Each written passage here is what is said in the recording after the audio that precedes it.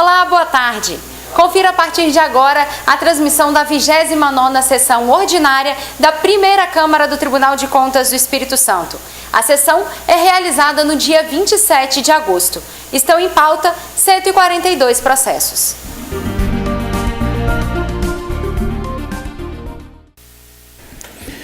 Havendo quórum legal e presente o Ministério Público Especial de Contas, invocando a proteção de Deus, declaro aberta a sessão e submeto a esta Egrégia Câmara para aprovação a ata da 28ª Sessão Ordinária de 2014, distribuída eletronicamente. Ata em discussão, em votação, ata aprovada como distribuída. Leitura do expediente. Não há expediente, Excelência. Comunicações da Presidência e sorteios de processos. Também não temos sorteio de processos hoje. A palavra fica franqueada aos senhores conselheiros, procurador e auditores para comunicações e registro. Senhor presidente. Conselheira Márcia.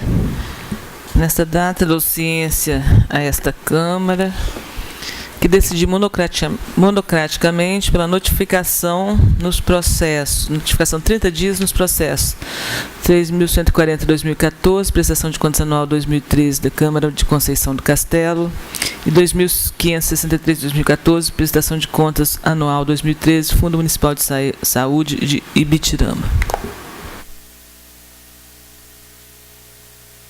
Muito obrigado, Excelência. Continua franqueada. Não havendo mais quem queira fazer uso da palavra, passemos à fase de devolução dos processos com pedido de vista. Temos o processo 4280/2009, primeira sessão, conselheiro substituto Marco Antônio. Desejo de prorrogação, Excelência? Então fica prorrogado na forma regimental o processo de minha relatoria. Apreciação de medidas cautelares e urgentes. Não temos. Passemos à fase de leitura de acórdãos e pareceres. Convido o conselheiro Rodrigo Chamon para a leitura. Boa tarde a todos. Acórdão 519/2014. Processo 3006, Instituto de Previdência e Servidores Públicos Municipais de São José do Calçado, prestação de contas anual, exercício 2012, contas regulares, quitação a arquivar. Parecer prévio 34/2014, Câmara Prefeitura Municipal de Mantenópolis, processo 2859/2012, prestação de contas anual, exercício 2011, parecer prévio pela aprovação com ressalva, determinações, monitoramento, arquivar. Só isso, presidente. Obrigado. Muito obrigado, Excelência. Passemos à fase de julgamento dos processos em pauta. Começamos com o processo de minha relatoria. Processo 4280/2009. Continua com vista conselheiro Marco Antônio. Processo 6869/2010, Prefeitura Municipal de Laranja da Terra. Processo foi objeto de vista do conselheiro Rodrigo Chamon e depois conselheira Márcia Freitas. Foi adiada a votação semana passada e eu passo a palavra à conselheira Márcia. Senhor presidente, senhores conselheiros, senhor procurador, senhoras e senhores, trata-se de auditoria realizada na Prefeitura Municipal de Laranja da Terra, referente ao exercício de 2009, sob a responsabilidade do prefeito Joadir Lourenço Marques. O relator, conselheiro Sebastião Carlos Ana de Macedo, acolheu as manifestações técnica e ministerial, rejeitando as alegações de defesa, mantendo as seguintes irregularidades com aplicação de multa de 1000 VRTR. contratação indireta de profissionais de saúde por meio de pessoa interposta, ausência de realização de consulta ao Conselho Municipal de Saúde, descumprimento de responsabilidade e obrigações pelo parceiro público constantes do termo de parceria 1/2009 e 2/2009, ausência de designação de servidor para acompanhamento e fiscalização do contrato, ausência de controle sobre a execução dos contratos, contratação de serviços de assessoria contábil e jurídica, terceirização de atividades previstas no plano de cargos e carreiras do quadro de pessoal do município, ausência de concurso público, ausência de especificação correta no instrumento convocatório dos materiais a serem adquiridos, contratação de empresas para realização de shows artísticos através de inexigibilidade de licitação, descaracterização da situação de inexigibilidade, fracionamento de modalidade licitatória e também com determinações. Eu estou resumindo aqui o relatório.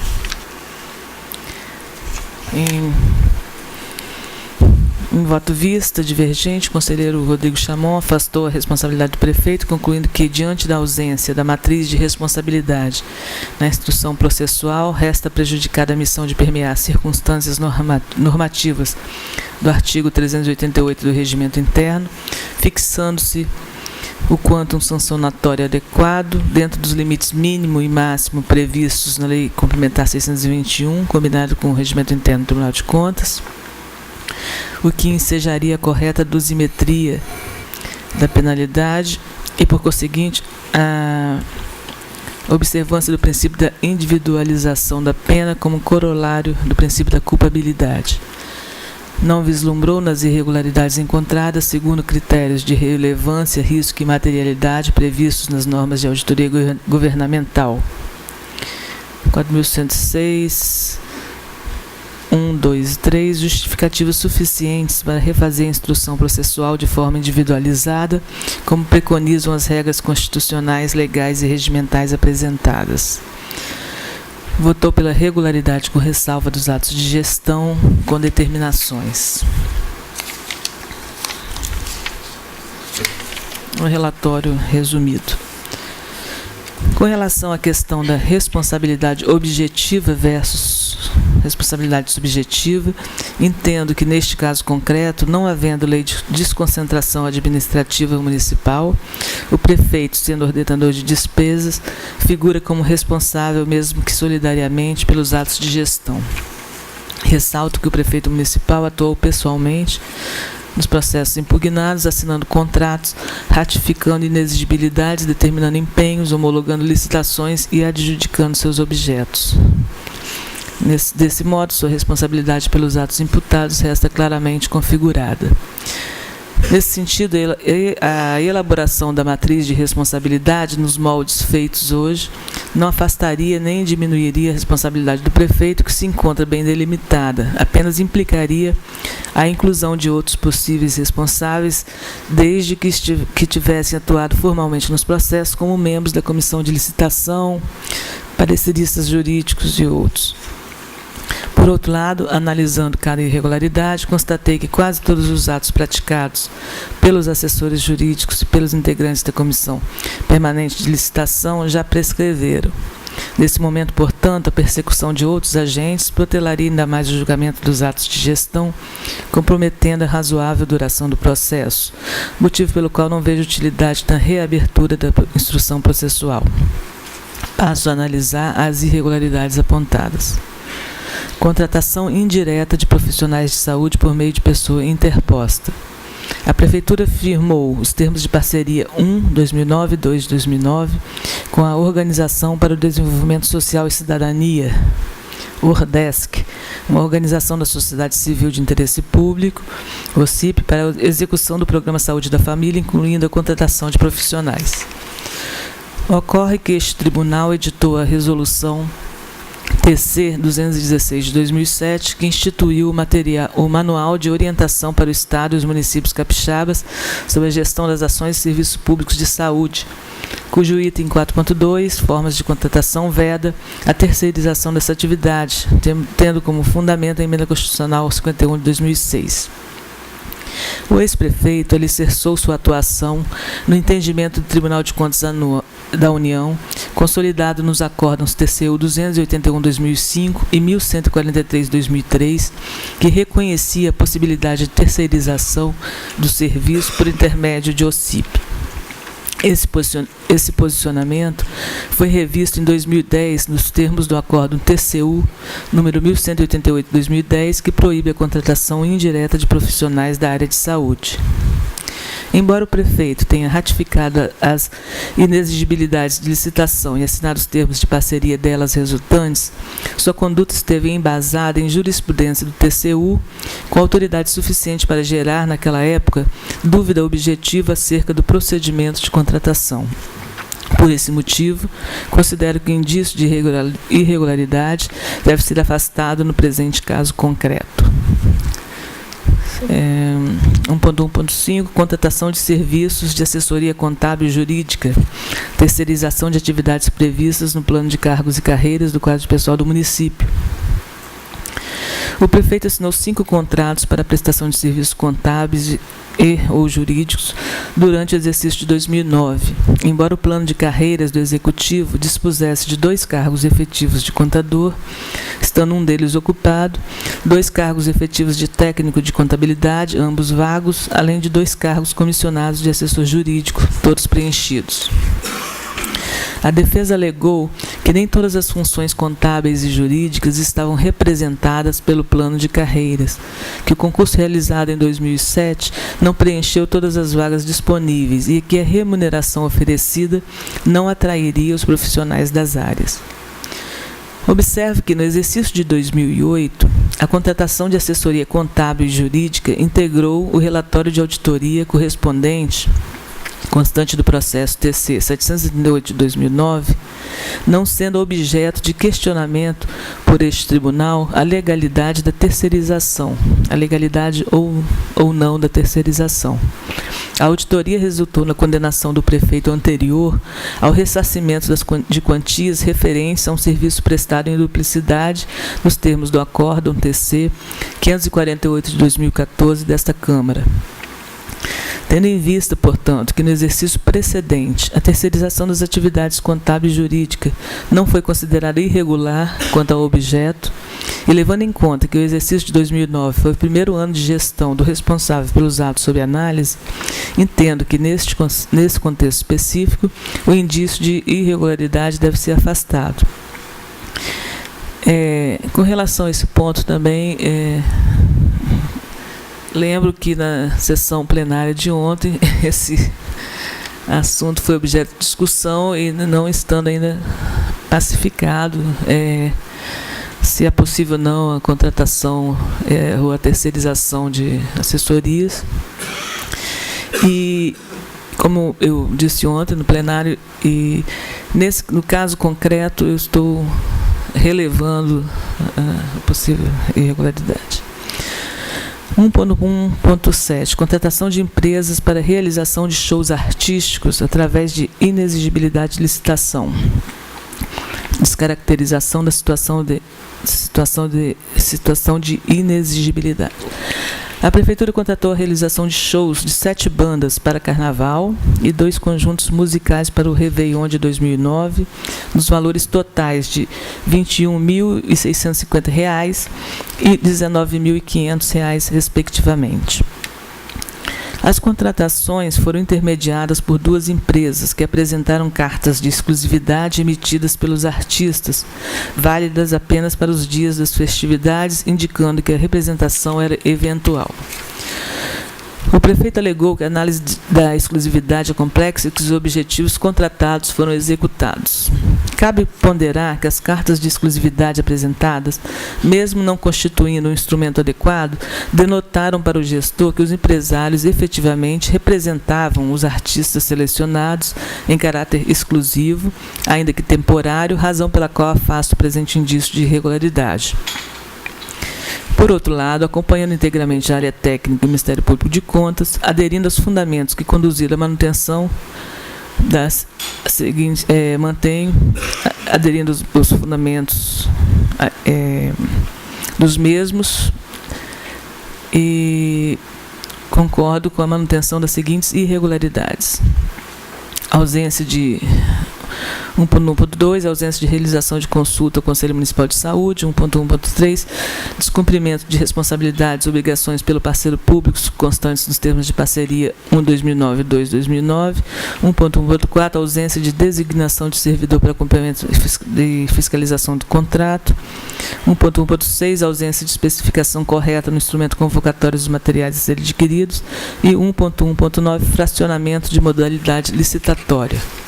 Ante exposto, com fundamento no artigo 114, parágrafo único da Lei Complementar 621 de 2012, acompanhando em parte a área técnica e o Ministério Público de Contas, voto pela manutenção das irregularidades descritas nos itens 1.1.2, 1.1.3, 1.1.4, 1.1.6 e 1.1.9, quanto aos atos de gestão do Prefeito Municipal de Laranja da Terra, senhor Joadir Lourenço Marques, relativos ao exercício de 2009, aplicando-lhe multa no valor de 500 VRTE, conforme os artigos 96 da Lei Complementar 32 de 93, vigente à época. É como voto. A conselheira Márcia manteve, ou melhor, afastou os itens 1.1, 1.5 e 1.7. Manteve os itens 1.2, 1.3, 1.4, 1.6 e 1.9. E a multa, nós tínhamos proposto uma multa de 1.000 VRTE, Vossa Excelência está propondo multa de 500 VRTE. Eu passo a palavra ao conselheiro Rodrigo Chamon, que também pediu vista dos autos. Só uma questão conceitual, eu sei que eu vou usar argumentos, mas creio que eu não os convencerei, porque, a meu ver, ficou claro o posicionamento da conselheira e já havia ficado claro o posicionamento do conselheiro Hanna, mas eu ainda peço a paciência de vocês para sobre a questão da individualização, que eu tenho dado muito valor a isso.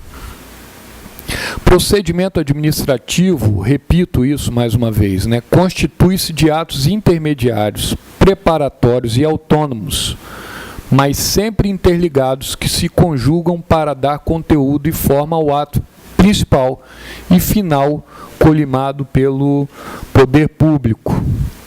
Um exemplo de procedimento administrativo é exatamente o da concorrência. A adjudicação de uma obra ou de serviço ao melhor proponente é o objetivo da administração. Precedem operações intermediárias, edital, verificação de idoneidade, julgamento, e o ato final é a adjudicação. Nessa esteira, a administração pública realiza sua função executiva por meio de atos jurídicos que recebem a denominação de atos administrativos, onde o ato principal é o que encerra a manifestação da vontade final da administração e o ato intermediário ou preparatório é o que concorre para a formação de o ato principal e final. O caso concreto, a própria conselheira traz que o prefeito seria responsável solidário, e acho que desde que haja prova de sua omissão, da sua conduta irregular. Aí eu trago para dar luz uma posição do STJ de autoria do ministro Teori Albino Zavascki, justamente num caso como esse. Diz ele, é razoável presumir vício de conduta do agente público que pratica um ato contrário ao que foi recomendado pelos órgãos técnicos por pareceres jurídicos, mas não é razoável que se reconheça ou presuma esse vício justamente na conduta oposta. É o caso. O prefeito, ele profere o ato final, observando todos os atos intermediários. Aí vem justificativa, parecer jurídico, conclusão de uma licitação, da comissão de licitação. O que restaria ao prefeito naquele momento? se todas as recomendações iam na direção dele aprovar os atos intermediários. Restaria o quê? Negar? Aí, uma matriz de responsabilidade, chamando ao feito todos os demais, nós poderíamos separar o papel de cada um. Essa é a primeira observação. A segunda observação, muito na linha do que decidiu o STJ, há muito tempo não se cogita no âmbito dos tribunais a imputação de responsabilidade objetiva. É necessário descobrir a responsabilidade subjetiva dos agentes, demonstrar dolo ou culpa, pelo menos no sentido lato. A jurisprudência do STJ, pacífica, rechaça a responsabilidade objetiva, mesmo aquela solidária. E são julgamentos recentes.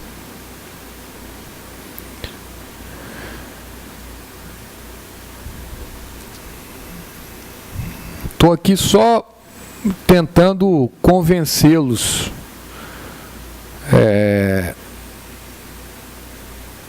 Então,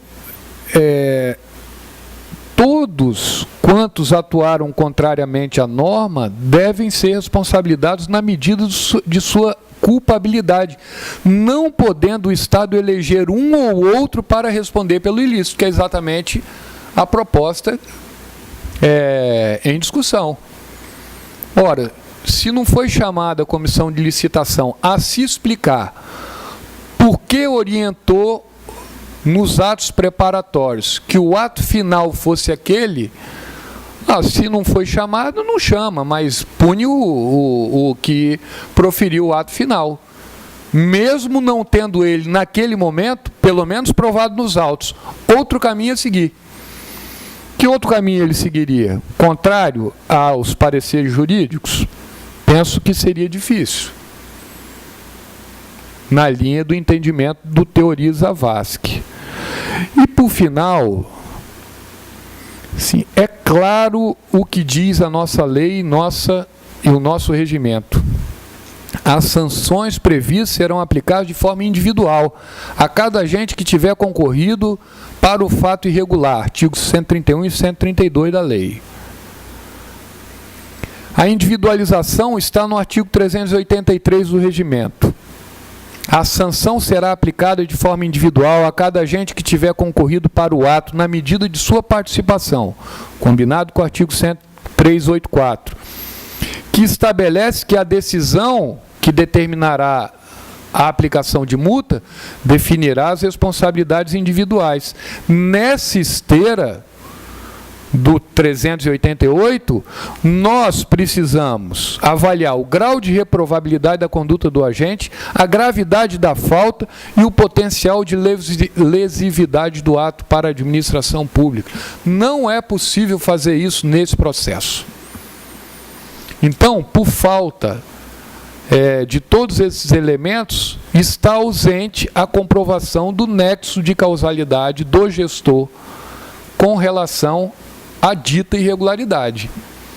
Então, eu mantenho com muita firmeza nesse e em todos os demais que tiverem esse posicionamento. Eu demorei de evoluir para essa posição, sem medo de perder,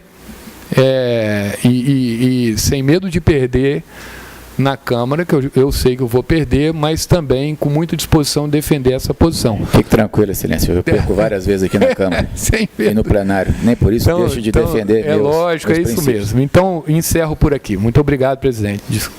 A conselheira Márcia foi muito feliz ao abordar a questão procedimental e a ineficácia do chamamento aos autos dos demais agentes, tendo em vista o fenômeno da prescrição. E nesse ponto eu concordo com a conselheira Márcia, de que o processo está maduro, está pronto, e o ordenador de despesa é o prefeito. Independente de ter mais auxiliares, ele continua sendo ordenador de despesa e por isso continua responsável pelos atos. Eu Apenas para encaminhamento e colocar o processo em discussão, e para futura formalização do acordo, nós temos o item 1.2, 1.3, 1.4, 1.6 e 1.9, que é convergente o entendimento da conselheira Márcia e do relator. Com relação ao item 1.1, 1.5 e 1.7, aí já fica convergente o entendimento da conselheira Márcia e do conselheiro Rodrigo Chamon. E temos uma questão, conselheira Márcia, o valor da multa. Vossa Excelência está propondo 500 VRTE e no meu voto 1.000 VRTE. Eu vou colocar o processo em discussão, até para que nós possamos chegar também no consenso com relação ao valor da multa. Ministério Público. Palavra do Ministério Público.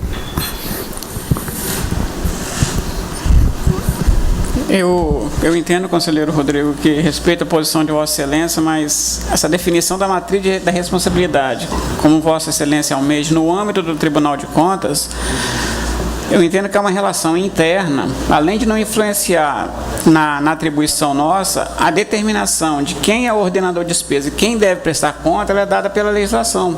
O próprio Decreto-Lei 200 determina que o prefeito municipal, a ele cabe a prestação de contas.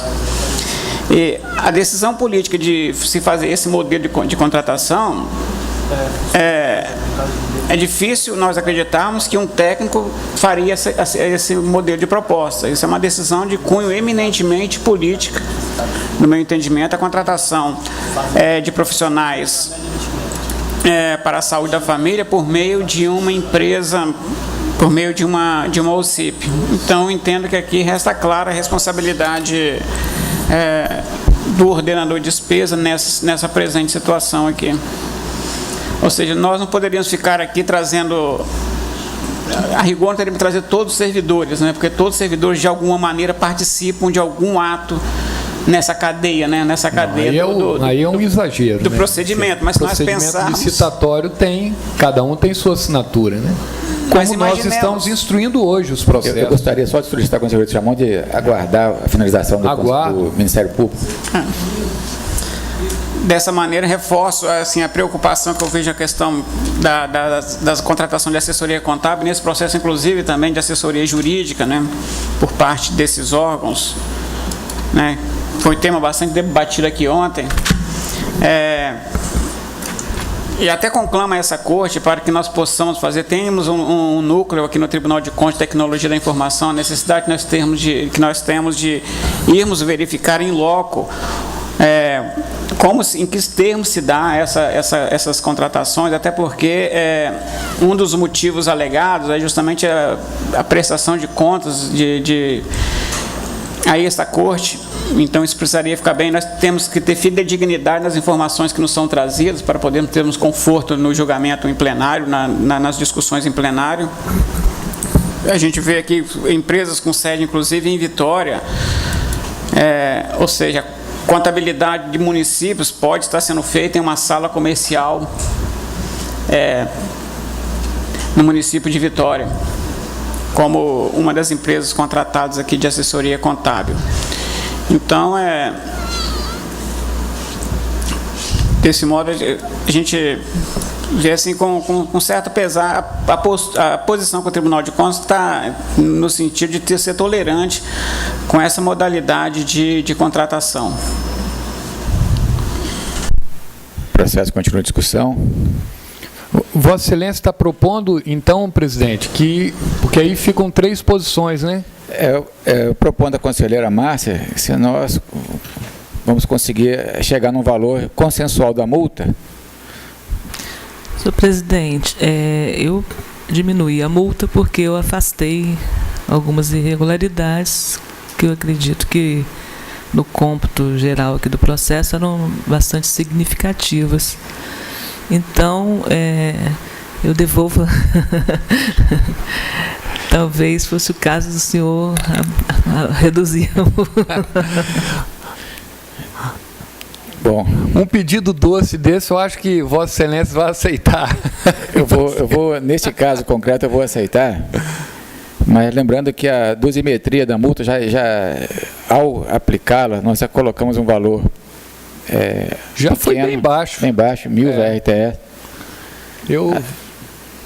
Mas Se eu entendesse como irregular da forma de vocês, aplicaria, mas eu aplicaria só para colocar pimenta, aplicaria 1.000.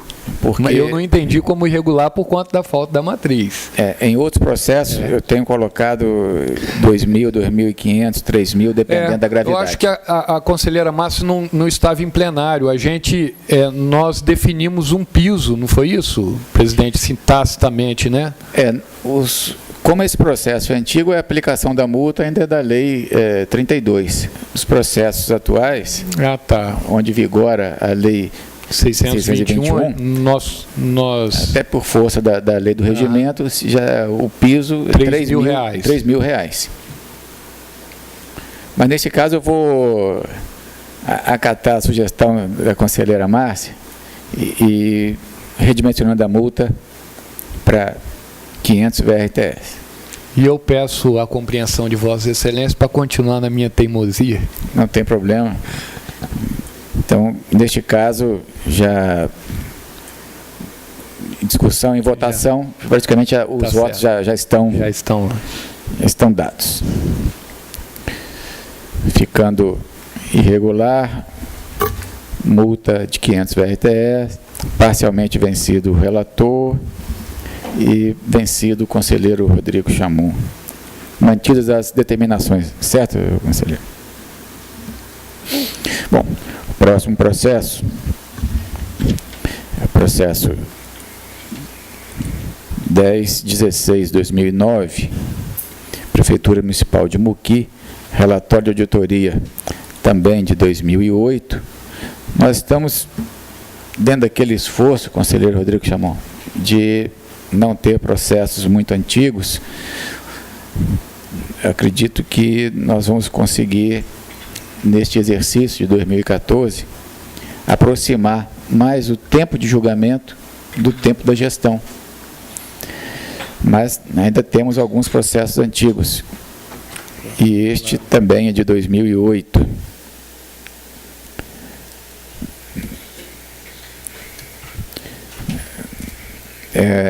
Estou, neste caso, também os autos foram encaminhados também para o núcleo de obras, onde existe um relatório de engenharia, e ao final, instrução técnica conclusiva 2018 de 2013, opinou pela manutenção das seguintes irregularidades: ausência de concurso público. 1.2, execução inadequada do contrato. 1.3, projeto básico deficiente. 1.4, edital sem critério de aceitabilidade de preços unitários. 1.5, edital sem critério de aceitabilidade de preços unitários e global. 1.6, contrato sem indicação do crédito pelo qual ocorrerá a despesa.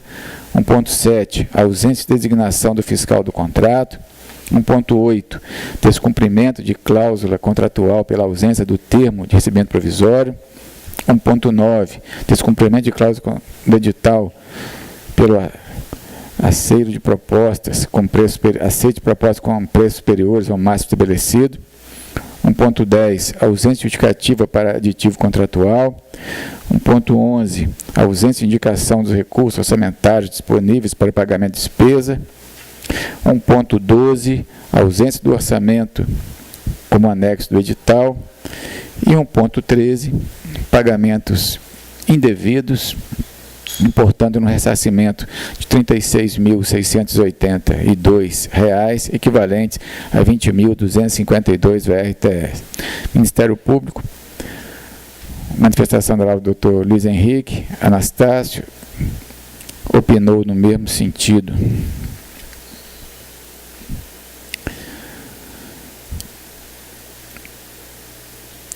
acrescentando ter restado comprovada no relatório de auditoria a responsabilidade solidária do senhor José Antônio Mendonça, secretário municipal de Transportes e Obras Públicas, e da construtora Santa Eduíges Limitada, por pagamentos indevidos do contrato 38/2008, no montante de R$ 35.836, na realização de obras de construção de passarelas e calçamentos no bairro Boa Esperança, conjuntamente com o senhor José Paulo, prefeito municipal. Destacou ainda o Ministério Público que, tendo em vista que a pretensão punitiva em face do senhor José Paulo está prestes a prescrever, em homenagem aos princípios da celeridade e da eficiência, é necessária a formação de autos apartados para a citação dos responsáveis solidários, consoante que dispõe o artigo 281 da Resolução 261, Regimento Interno desse Tribunal. Minhas razões de decidir: estou ratificando integralmente o posicionamento da área técnica e do Ministério Público. E nesse ponto, estou votando converter preliminarmente os presentes autos em tomada de conta especial em face de dano ao erário, demonstrado no item 1.13, no valor de R$ 36.682, equivalentes a R$ 20.252 VRTE, ressaltando que os responsáveis já foram devidamente citados quanto à possibilidade de ressarcimento nos moldes do artigo 162 da Resolução TC 182/2002, que é o antigo regimento interno, e termos de citação 129/2012 e 413/2012, pela manutenção das irregularidades já listadas, das 13 irregularidades, por julgar irregulares as contas do senhor José Paulo Viçosi, prefeito municipal de Moqui, exercício 2008, pela prática de ato ilegal e cometimento de infração que causou dano justificado ao erário, importando o ressarcimento já no valor aplicado, pela aplicação de multa correspondente 2.000 VRTE ao senhor José Paulo, com amparo no artigo 62 e 96, ambos da Lei 32, vigente à época, e pela formação de autos apartados, nos termos do artigo 281 do Regimento Interno do Tribunal de Contas, mediante reprodução das peças referentes à irregularidade e citação dos responsáveis solidários: senhor José Antônio Mendonça, secretário municipal de Transportes e Obras Públicas, exercício 2008, e empresa contratada, construtora Santa Eduíges Limitada, na forma do artigo 63, inciso 1, da Lei Complementar 621, para, querendo, apresentarem defesa em razão dos pagamentos, recebimentos indevidos no contrato 38/2008, no valor de R$ 35.836, equivalentes a R$ 19.786 VRTE, passivos de ressarcimento em caso de não comprovação da regularidade. É como voto. Presidente, só uma pergunta. Na ITC,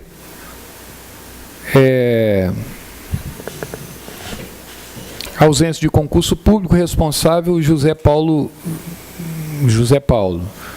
Sim. Execução inadequada do contrato, responsável José Paulo. Projeto básico deficiente, José Paulo. Edital sem critério de aceitabilidade de preços unitários, José Paulo. Edital sem critério de aceitabilidade de preços unitários e global, José Paulo. Contrato sem indicação de crédito pelo qual ocorrerá despesas, José Paulo. Ausência de designação de fiscal do contrato, José Paulo. Descumprimento da cláusula contratual, José Paulo. Descumprimento da cláusula do edital, José Paulo. O José Paulo é o responsável, né, que eu me refiro. Ausência de justificativo para aditivo contratual, José Paulo. Ausência de indicação dos recursos orçamentários disponíveis para pagamento da despesa, José Paulo. Ausência do orçamento como anexo do edital, José Paulo. Pagamentos indevidos, José Paulo. Ressarcimento. Vossa Excelência, no final do seu voto, trouxe outros outros responsáveis, não é isso? Exatamente. O Ministério Público, por conta do relatório de engenharia, Ok. então são dados Do relatório do relatório de engenharia. Isso. E como há ressarcimento, não é a prescrição aqui, e o valor é significativo. De qualquer forma, eu vou pedir vista. Perfeitamente, Excelência. É sempre proveitosa a contribuição de Vossa Excelência para o nosso debate, que está ficando cada vez melhor, é verdade. Então, processo 1016, vista conselheiro Rodrigo Chamon. O próximo processo é o 1468-2008, Prefeitura Municipal de Rio Novo do Sul, relatório de auditoria de 2007, responsável Estevão Antônio Fiore. O responsável recolheu a importância devida. Nós estamos recomendando nos termos conforme foi recolhida a importância, pelo arquivamento, quitação arquivamento, sem divergência. O processo 4818-2009, Prefeitura Municipal de Soretama, relatório de auditoria exercício 2008, responsável Ismael Nunes Loureiro. Esse processo também houve pedido de vice-conselheiro Rodrigo Chamon, foi adiado na semana passada. Devolvo a palavra a Vossa Excelência. Presidente, quando eu acho que, em função do adiamento e das minhas férias, suspendeu o prazo, porque eu entendi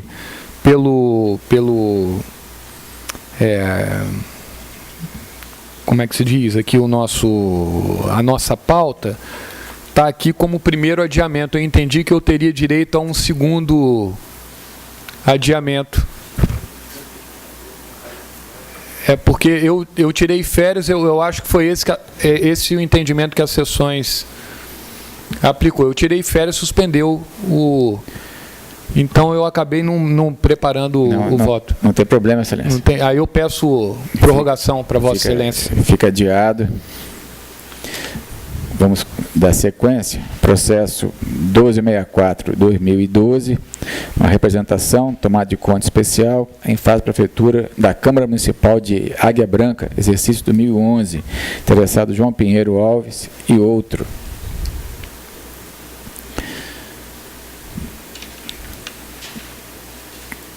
Este caso é interessante. Trata dos autos de representação convertido em tomada de conta especial, em que foi proferida decisão preliminar 72 de 2013, na forma do artigo 157, parágrafo 3º do regimento interno, que rejeitou as alegações de defesa do agente responsável e decidiu por sua notificação para que, no prazo de 30 dias, recolhesse a importância devida no valor de R$ 1.755,50, equivalentes a 777 VRTS.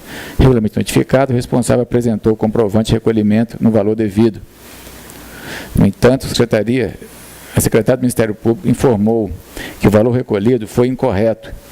Eis que o valor do VRTE em 2013 era R$ 2,3820, de modo que o 777,14 VRTE correspondia a R$ 1.851,14 e não R$ 1.755 recolhidos. De acordo com o parecer da Procuradoria, acolhido pelo voto deste relator, foi prolatada a decisão preliminar pela notificação do senhor Wilson para recolhimento da diferença devida, o que foi cumprido e comprovado nos autos, como se verifica as folhas 140 e 142. A Secretaria do Ministério Público elaborou o termo de verificação, certificando que a quantia recolhida corresponde exatamente ao valor estipulado nas decisões preliminares 72, 2013 e 11, 2014. É o relatório. O regimento interno desse tribunal criou uma hipótese de saneamento do processo em que, na resposta à citação, se reconhecida a boa-fé do agente responsável e a ausência de irregularidade grave nas contas, o tribunal, por meio de decisão preliminar, rejeita as alegações de defesa e concede prazo para o pagamento da importância devida. A decisão preliminar 72 de 2013 concretizou essa primeira fase e, nesta oportunidade, comprovado o recolhimento integral e atualizado, se cumpre o requisito autorizador da aplicação do parágrafo 4º, que é o saneamento. Assim, ante o exposto, considerando a rejeição das alegações de defesa do responsável e o recolhimento da importância devida a título de ressarcimento na forma do artigo 157, parágrafo 4º da Resolução 261 do Regimento Interno, voto pelo saneamento do processo para que sejam julgadas regulares com ressalva as contas do senhor Wilson F. Guem Silva, na qualidade de presidente da Câmara Municipal de Água Branca, exercício 2011. De ciências aos representantes.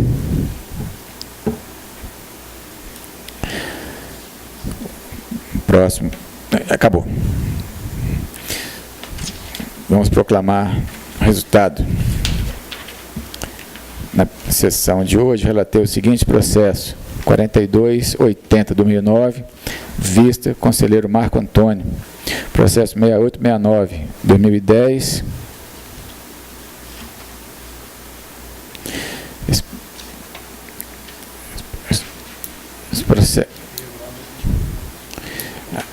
É o que, exatamente. Irregular, contra julgados irregulares, multa 500 VRTE, parcialmente vencido o relator e vencido o conselheiro Rodrigo Chamon. Processo 1016/2009, vista conselheiro Rodrigo Chamon. Processo 1468/2008, arquivamento. Processo 4818/2009, adiado. 1264/2012, regulares com ressalva. Após trânsito em julgado, arquivar. Convido o conselheiro Rodrigo Chamon para relatar os processos em pauta.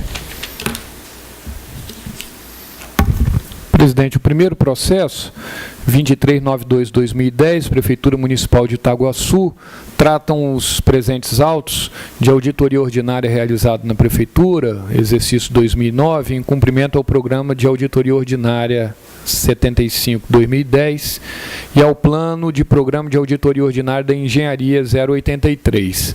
Aqui foi o contrário aconteceu o contrário do que nós aprovamos agora. Previamente ao julgamento das contas, de modo a possibilitar o saneamento do feito, o responsável foi notificado para ressarcir o erário na importância de R$ 7.400, na forma do artigo 87, parágrafo 1º e 2º da lei.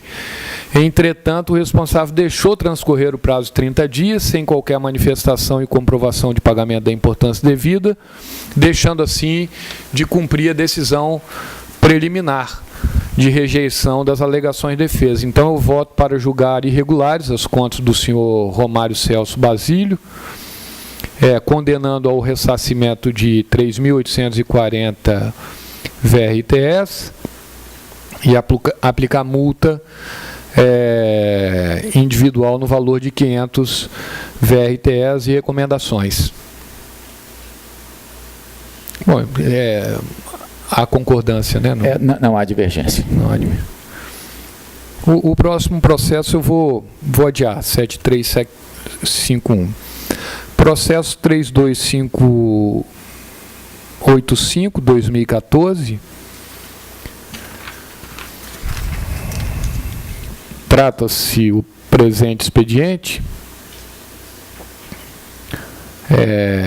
Foi protocolizado nessa corte, 13/5/2014, representação promovida pelos vereadores municipais Bossoli Filho e José Moreira, relatando supostas irregularidades na compra de peças com preço acima do mercado pela Prefeitura Municipal de Rio Novo do Sul. Eu estou acompanhando o entendimento técnico e o parecer ministerial, votando pelo não conhecimento da representação e pelo arquivamento. O processo 1671/2011, Prefeitura de Atílio Viváqua, está em primeira sessão, com um pedido de visto, segundo aqui o meu relatório, com Vossa Excelência. Aí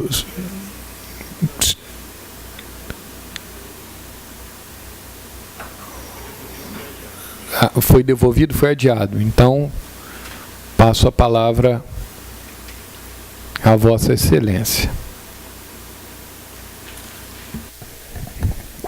Eu solicitaria a Vossa Excelência o adiamento desse processo, porque ele não está... Perfeitamente, presidente. O voto não está aqui ainda. Perfeitamente. O próximo processo, 1386-2014, Prefeitura Municipal de Atílio Viváqua. Estou acompanhando o entendimento técnico, parecer ministerial, arquivamento.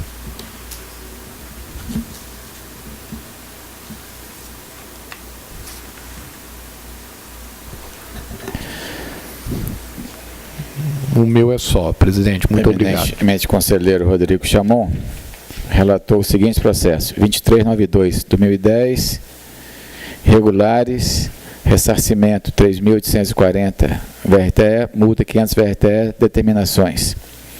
Processo 7351/2013, adiado. 3285/2014, não conhecer, interpretação, arquivar. Processo 1671/2011, adiado. 1386/2014, arquivar. Convido a conselheira Márcia Freitas para relatar os processos em pauta. Senhor presidente, senhoras e senhores, processo 3.590 de 2014 é uma omissão na remessa, prestação de contas bimestral, Câmara Municipal de Dores do Rio Preto, pelo arquivamento, acompanhando a área técnica do Ministério Público de Contas. Processo 1312 de 2001, apenso 4.666 de 2002. Nesse processo já consta o voto do conselheiro substituto Marco Antônio, e devolvo a palavra a Vossa Excelência. Passa a palavra ao conselheiro Marco Antônio da Silva. Senhor presidente, esse processo eu já protei voto e consta pedido de vista do eminente conselheiro Rodrigo Chamon. Esse é o 1312? 1312. Estou pronto. Então, senhor presidente, só fazer um breve relato. Vossa Excelência quer conhecer o voto antes e adiar ou... Não, eu não há problema, estou tranquilo. O meu voto foi pelo afastamento de várias irregularidades do item 5.1 ao 5.13, valores de pequena monta, valores de R$500, questão de serviço de odontologia, R$300, reembolso de cirurgia em paciente, R$1.146, aquisição de medicamentos para carentes, aquisição de material de construção, R$3.382, gasto com exames laboratoriais, R$20,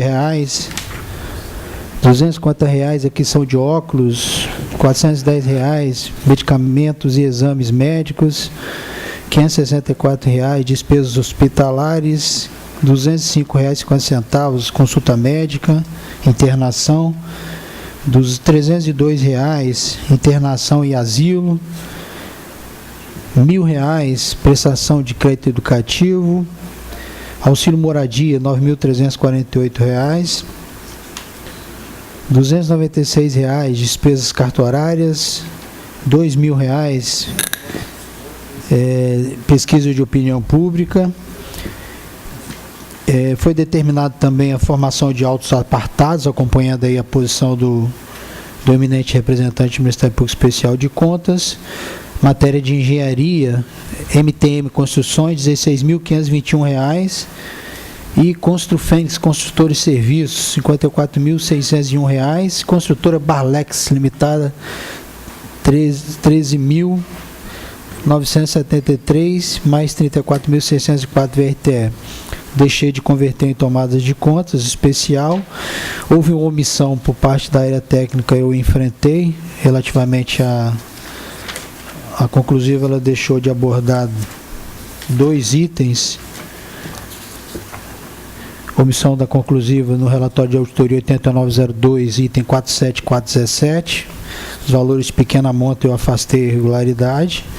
E foi acatada, eu votei pela prescrição da pretensão punitiva nos itens que não havia imputação de ressarcimento, com consequente afastamento do ressarcimento da desigualdade dos itens 5.1 a 5.13 e os respectivos ressarcimentos, bem como do item 3, que ocorreu a sobredita omissão dessa decisão.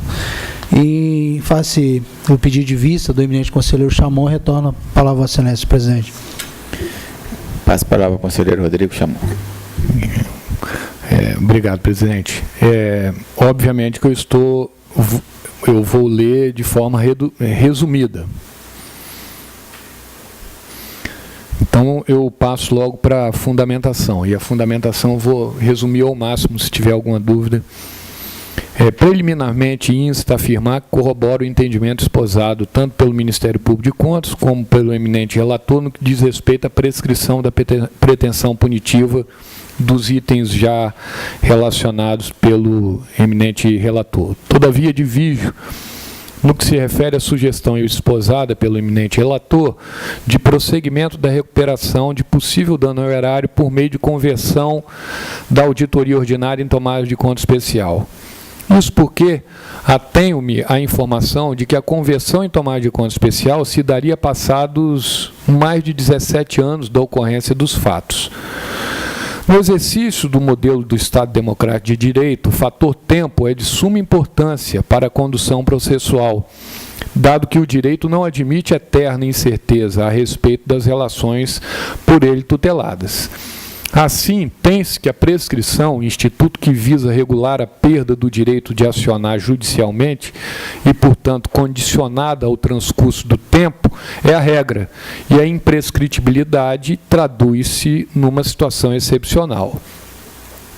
A prescrição administrativa é reconhecida pelo ordenamento jurídico brasileiro, prevista na nossa lei orgânica, artigo 71. No que tange à possibilidade de prescrição de atos com indicativo de irregularidades, mas que ensejassem somente a aplicação de multa sancionatória, não há maiores questionamentos. Estou aqui resumindo. Faço notar, por outro lado, que a corrente majoritária no que se diz respeito ao ressarcimento, à pretensão reparatória, defendida por autores renomados como Maria Zanello de Pietro e José Afonso da Silva, admite que a regra da prescritibilidade possui exceções e que apenas a apuração e a punição do ilícito prescreverão, mas não o direito da administração de perseguir o ressarcimento do prejuízo causado pelo agente ao erário. Portanto, a corrente majoritária e esses autores defendem que é imprescritível o ressarcimento do prejuízo causado ao erário.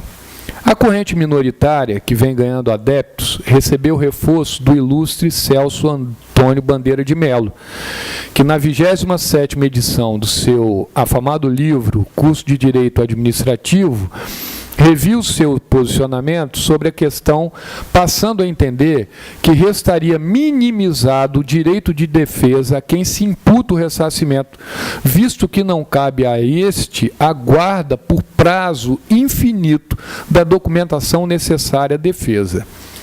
Cláudia Costa de Araújo, em seu artigo Reconhecimento da Prescrição no âmbito do Tribunal de Contas Mineiro, um estudo da jurisprudência atual, publicado na revista de outubro, novembro, dezembro de 2009, apresenta a seguinte conclusão, aspas, a meu ver, se o processo não foi devidamente instruído e estagnou-se por inércia da administração ou de quem tem a titularidade para exercer o jus imperi, apelar pela imprescritibilidade das ações de ressarcimento por danos ao erário iria de encontro à segurança jurídica e até mesmo à ampla defesa. É que, em que pese haver indícios supostamente causadores de dano decorridos decorrido lapso acentuado de tempo sem a devida instrução processual, restam inviabilizados o exercício do direito da ampla defesa e o efetivo contraditório a que o responsável teria direito. Se pensarmos que, após anos de inércia, havendo indício de dano, o Estado, no exercício de seus jus impérios, permaneça atrelado a uma concepção de administração pública que autoriza a constrição patrimonial ou pessoal do administrado ad infinito, garantir a ampla defesa e o contraditório ao responsável seria impossível. Não seria sustentável defender em um Estado democrático de direito como o nosso, inserido em um modelo gerencial guiado pela eficiência, faça uso da imprescritibilidade das ações de ressarcimento para instaurar a tomada de conta especial com o fim de apurar dano, quando muitas vezes o responsável à época já não é mais o mesmo, ou sequer encontra-se vivo, tendo-se que atribuir a instrução processual e a possível dívida aos seus sucessores, que em nada contribuíram para a ocorrência dos fatos objeto de fiscalização, tampouco para a demora infindável da atuação estatal. Nessas condições, o exercício do direito da ampla defesa do contraditório em face de fatos que aconteceram há 10, 20 ou mais anos seria muito dificultado, para não dizer inviabilizado. Sabe-se que o gestor público, quando deixa a administração, enfrenta inúmeros obstáculos para ter acesso aos documentos que lá deixou. Fecha aspas. Digo eu. A fim de enfrentar a questão divergente na doutrina, na jurisprudência, lanço mão à teoria dos princípios, a qual recomenda ao intérprete que, no caso de conflito, pondere os valores contrapostos, buscando, no caso concreto, uma solução apropriada tanto para o interesse público quanto para a segurança jurídica. Conflito instalado no caso ora analisado se dá uma vez que a tese da imprescritibilidade homenageia o princípio da supremacia do interesse público sobre o particular, enquanto a tese da prescritibilidade encontra fundamentos nos princípios da segurança jurídica, ampla defesa e contraditório. Entendo que a recomposição de prejuízos ao erário é de legítimo interesse da administração, mas também imputa aos seus agentes o dever de ingressar com a ação de ressarcimento em tempo hábil e com duração razoável, sob pena de não alcançar o interesse coletivo e afrontar sobremaneira o princípio da eficiência. O princípio da duração razoável do processo se apresenta em postulado constitucional autônomo, impondo ao Estado o dever de dar tempestividade à tutela jurisdicional, mediante prestações do legislador, do administrador e do juiz. Não se trata, porém, de uma novidade no sistema pátrio, uma vez que esse direito fundamental se encontrava previsão na Convenção Europeia para salvaguarda dos direitos do homem e das liberdades fundamentais, de 4/11/1950, do qual sobreveio o Pacto de San José de Costa Rica, incorporado ao direito pátrio pelo Decreto 678, de 6/11/92. Todavia, ao se tornar explícito por meio da Emenda Constitucional 45 de 2004, fez surgir, consequentemente, a necessidade de mudanças significativas na estrutura dos poderes, com vistas a garantir sua plena efetividade. Vale notar ainda, são poucos os mecanismos processuais e as alterações infraconstitucionais criadas com o intuito de reduzir a morosidade da prestação jurisdicional e de imprimir celeridade na tramitação dos processos com vistas à desburocratização de procedimentos. Certo é, porém, que a celeridade da conclusão jurisdicional é um dos anseios da sociedade brasileira para a solução dos conflitos e que deve ser buscado pelos operadores. Para tanto, com fins de garantir a efetividade, o princípio da duração razoável do processo deverá ser analisado conforme a ótica de cada operador. e ainda conforme a ótica de cada destinatário. No que se trata da aplicação pelo responsável pela tutela jurisdicional ou administrativa, cabe garantir o prazo razoável, não somente para tutelar os direitos, mas igualmente para que as partes tenham o processo justo e com resultado efetivo. De modo que não há como conceber que um processo passe anos sem que lhe seja conferido qualquer impulso processual das partes, ou pior, do órgão responsável por sua tutela, provocando dilação injustificada e consequente prejuízos às partes, em especial aos réus. Deste modo, entendo que a demora injustificada de conclusão do processo frustra a tentativa de reconstituição, por exemplo, dos fatos e de restauração de peças imprescindíveis ao deslinde do mesmo, ocasionando prejuízos às partes. Não há parâmetros objetivos para o estabelecimento de qual seria o prazo razoável, pois, a princípio, esse preceito constitucional carrega uma dose de subjetivismo que pode prejudicar a sua compreensão. Sobre a questão, José Rogério Cruz, citado por Alice Gonzalez Borges em seu artigo intitulado Duração Razoável do Processo Administrativo e Responsabilidade do Estado, apresenta 3 critérios utilizados pelo Tribunal Europeu de Direitos Humanos para apreciação do tempo razoável do processo, quais sejam: complexidade da causa, comportamento das partes, dos procuradores, dos administrados e dos interessados no processo, atuação do órgão jurisdicional ou agente público responsável pela condução do processo administrativo. A respeito da inexistência de fixação objetivo do prazo razoável, entendo que os critérios utilizados pelo Tribunal Europeu de Direitos Humanos podem servir de pilar para análise de casos concretos sob a apreciação dessa Corte de Contas, a qual deve buscar o equilíbrio entre a aceleração desmedida e a dilação injustificada. No caso concreto, o processo administrativo possui mais de 13 anos de tramitação, sem que haja sinalização da conclusão definitiva sobre a questão, nem justificada dilação. Importante dizer que o indicativo de conversão da auditoria ordinária em tomada de conta especial implicaria, a meu ver, em ofensa não só aos princípios da ampla defesa do contraditório, como também ao princípio da eficiência e da duração razoável do processo. Caso é agravado pela possibilidade de responsabilização de outros envolvidos em processo apartado, o que lhes imputa o ônus de apresentar justificativos e documentos sobre fatos ocorridos entre os anos 1997 e 2000, obrigando-os a realizar, aí é um termo que eu usei, uma escavação arqueológica processual a respeito de fatos e atos de anos pretéritos. Nem podemos considerar que o caso ora em análise fosse acometido de complexidades de direito, de demandas ou de incidentes procedimentais que implicassem na ocorrência da demora excessiva.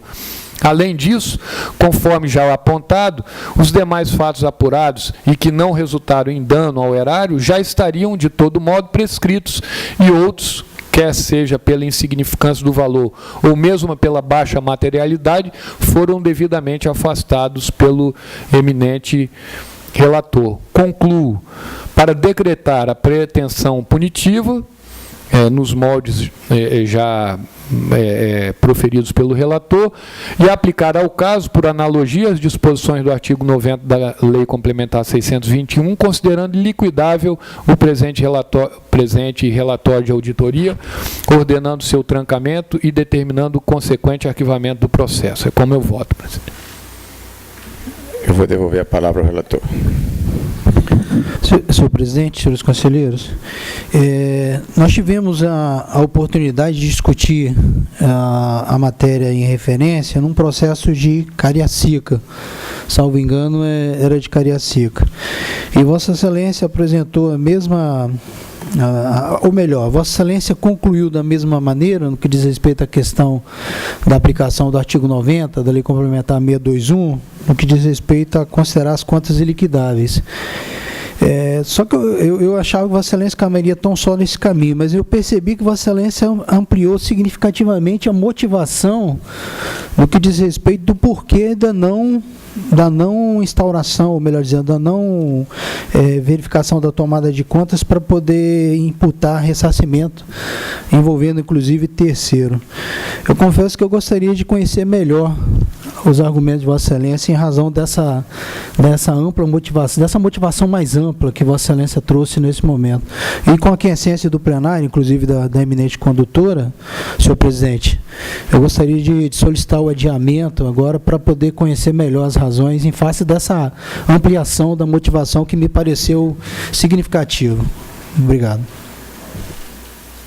Então, devolvo a palavra à conselheira Márcia. Processos de admissão na Polícia Civil do Estado do Espírito Santo, todos pelo registro.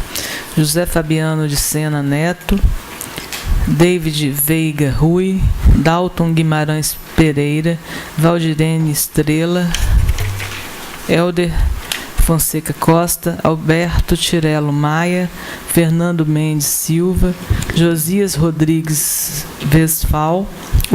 Westphal e Luciana Madalena Loriato de Lima Pires.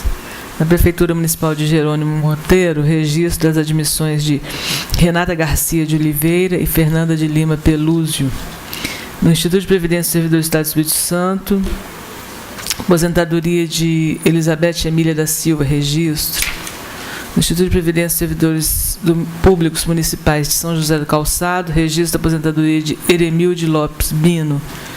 Processos do Instituto de Previdência dos Servidores do Estado do Espírito Santo, registro das aposentadorias de Marlene Pereira Toledo Muniz, Marilda Maria Vieira, Rosângela Maria Ferrari Negrini, Maria de Fátima Moreira, Zeli Teixeira Gonçalves, Margarida Lúcia Chagas Rodrigues, Lucimar Gomes da Silva, Celi Maria Venturim, Marilene Vermerlinger Lima, Samira Bastos Miguel,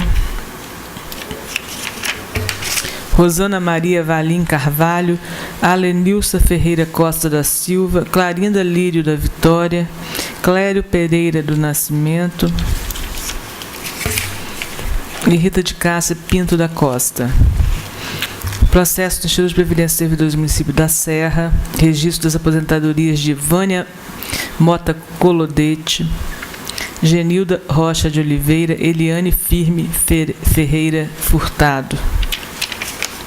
Instituto de Previdência dos Servidores Públicos do Município de Águia Branca, registro da aposentadoria de Cecília Gobi Ferreira. Instituto de Previdência dos Servidores Públicos do Município de São Gabriel da Palha, registro da aposentadoria de Iracema dos Santos Nunes. Instituto de Previdência e Assistência dos Servidores do Município de Linhares, registro da aposentadoria de Ivanete Maria Araújo Matos. Processo do Instituto de Previdência e Assistência dos Servidores do Município de Vila Velha, registro das aposentadorias de Esther Brinco Nascimento, Aldina da Silva Oliveira, Maria Zenares Jesus Gotardo e Maria Elza Avelar Ponzo. No Instituto de Previdência e Assistência dos Servidores do Município de Vitória, registro das aposentadorias de Ana Maria Pereira e Neuza Maria Gasoli Rangel. Prefeitura Municipal de Aracruz, registro da aposentadoria de Sônia Maria Monteiro. Prefeitura Municipal de Viana, registro da aposentadoria de Olinda Aranha Simão. Instituto de Previdência do Servidor do Estado do Espírito Santo, pensão interessados Vera Lúcia Henrique Xiste e outro registro. Instituto de Previdência e Assistência dos Servidores do Município de Aracruz, pensão interessada Isabel Barbieri Loyola, registro. Maria das Graças Nunes Loureiro, registro. Por fim, o processo do Instituto de Previdência dos Servidores do Estado do Espírito Santo, reserva remunerada de Celson Gomes da Silva, registro. Conselheira Márcia Freitas relatou os seguintes processos. 13/12/2001, adiado. Os processos de pessoal. Declarar na forma relatada, 3590, arquivar. Gostaria, antes de passar a palavra ao conselheiro Marco Antônio, fui alertado aqui pelo secretário, com relação, conselheiro Rodrigo, processo de relatoria de Vossa Excelência, processo 3285-2014, uma representação, Vossa Excelência está votando por não conhecimento e arquivar. E, por força da nossa lei orgânica e do nosso regimento, a lei orgânica... Teria que passar no plenário. No plenário. Submeter então, ao plenário. Eu remeto ao plenário. Então, já fica com a devida... Peço desculpas correção. pelo equívoco. Não, que isso. Passa a palavra ao conselheiro Marco Antônio. Obrigado, senhor presidente, seus conselheiros. Processo 45, aliás, todos os processos em que eu fizer referência, acompanhando o registro, são processos de admissão. 4533-2013 de Flávio Rodrigues Cabral, 455513 de Silvia Letícia Oliveira Neves Souza, 476713 de Caio Augusto Gricoleto de Oliveira, 488213 Juscelia Souza Lira Rocha, 474514 de Maria de Luz de Nascimento, 474814 de Fabiane Alves Oliveira, 474914 de Tarcísio Ramos, 475014 de Emerson Vieira da Silva, 475114 de Renato Fabiano Viana, 475214 de Carlos Marcos da Silva Rodrigues, 475314 de Márcia Santana Sofiati, 475414 de Charlene Silva Fernandes, 475514 de Fabiana Maria da Silva Correia, 475614 Marcela dos Santos, 475714 Marta Luiz de Moura, 475814 Simone do Nascimento, 475914 Lenilda Mai Chaga Machiori, 476014 Creuzineia Lopes Pereira Pompermazer, 476114 Sueli Marcelino Pires, 476214 Mauro dos Santos, 476314 Cleusa Dias Andrade, 476414 Fabíola Rezende dos Santos Lima, 476514 Alessandro Nascimento dos Santos, 476614 Elivanda da Silva e o Defonso, todos os regulares registros acompanhando. Ainda acompanhando 476714 Raquel Lopes, 476814 Daniele Martins Macionilho Magri, 476914 Amenária Aparecida Siqueira, 477014 Josiane Gonçalves, 477114 Marilene Rodrigues da Gama Rosa, 477214 Lucimara Lopes dos Santos, 477814 Lorena Jane de Oliveira, 478014 Renata Ricardo Falsim, 478114 Silvana Pereira Batista Vieira, 478214 Elielton Moreira Fialho, 478714 Daiana da Silva Neves, 479014 Joyce Santos de Oliveira Inésia, 486814 Helena Maria Nascimento da Silva Guzo, 487214 José Maria Nestizil, 487314 Sandra Mara Amaral Gama Santos, 487514 Shirley Rangel, 514214 Rodolfo Silva Guilherme, 515014 José Antônio Turi, 515114 Antônio Carlos Rodrigues, 521514 Súlia Miranda, 522414 Dílio Maia de Jesus, 522914 Luciano Marçal Duque de Caxias, 523414 Gilvan Santana dos Santos, 523514 Renata Neves Guilherme, 538814 Adila Maria Faria Cessa, 538914 Áurea de Souza Veiga, 539014 Nilda Barbosa Pinho, 539114 Shirles Maria Magnago Pereira, 539314 Maria de Fátima Xavier de Souza, 539414 Dalva da Graças Pires, 539514 Janeta Carolina Chat Maciel, 539614 Vânia do Carmo Chagas, 539714 Regina Magnago Milanese, 539814 Maria de Luz Guilherme Transpardini, 539914 Maria Madalena Fontin, 540114 Anadir Juste Souza, 540214 Ângela Maria Lopes da Silva, 540314 Maria da Penha Leandro Cardoso, 542314 Rita Marisa Gonçalves, 542414 Ângela Maria Prati Valfre, 54.35.14, Nelson Muniz Filho. Próximo processo, 42.96.14, aposentadoria Sebastião Nunes de Oliveira, também acompanhando registro. Processo 852.007, aposentadoria Carlos Tadeu de Andrade, revisão. Pela regularidade de revisão, consequente registro, portaria 304/2013, que retificou a portaria 002 de 2007. Processo 6759 de 2011, é uma aposentadoria, Vânia Maria de Araújo Valadão. Esse processo eu estou divergindo.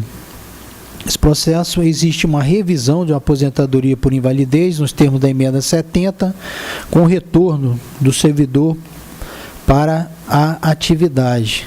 Ou seja, há uma reversão. Senhor presidente, estou esclarecendo que é uma situação atípica.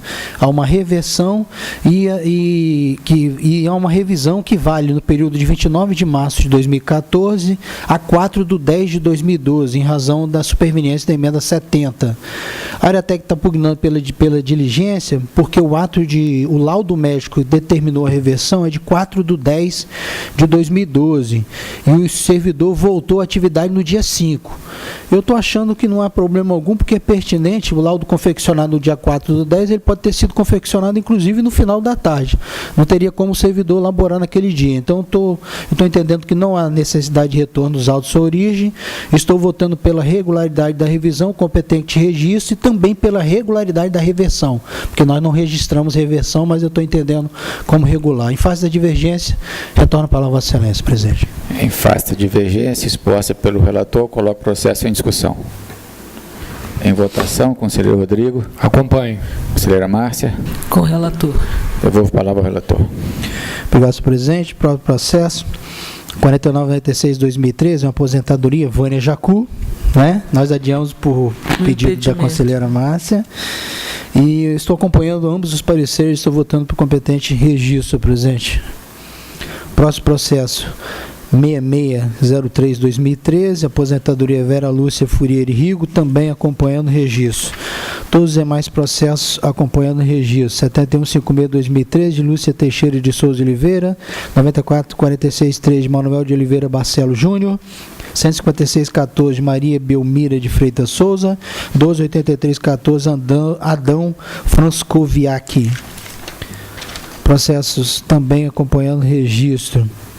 1580/2014, Selma da Rocha Brandão, 683/14 Paulo Roberto Sarmento, 1395/14 Olinda Rodrigues Hubert, 9603/13 Terezinha Carrareto Félix. Todos acompanhando registro. 232/14 de Djalma Chevrand Baptista, 8986/13 Deir Lucas Ror, 209/14 Maria Marins Pessotti, 858/14 Edneia Severo Sepulcro. Último processo, 1931/14 de Leila Eliseu Teixeira, também acompanhando registro. Retorno a palavra, Excelência, presidente. Obrigado, Excelência. Apenas para que fique consignado que, em relação ao processo 4996/2013, Vossa Excelência fica convocado para a composição de quórum. Os demais processos declarados na forma relatada. Nada mais havendo a tratar. Após relatados 142 processos, vou declarar encerrada a presente sessão. Antes, porém, convoco para a próxima, que será ordinária, a ser realizada no dia 3 de setembro, quarta-feira, às 13 horas. Está encerrada a sessão.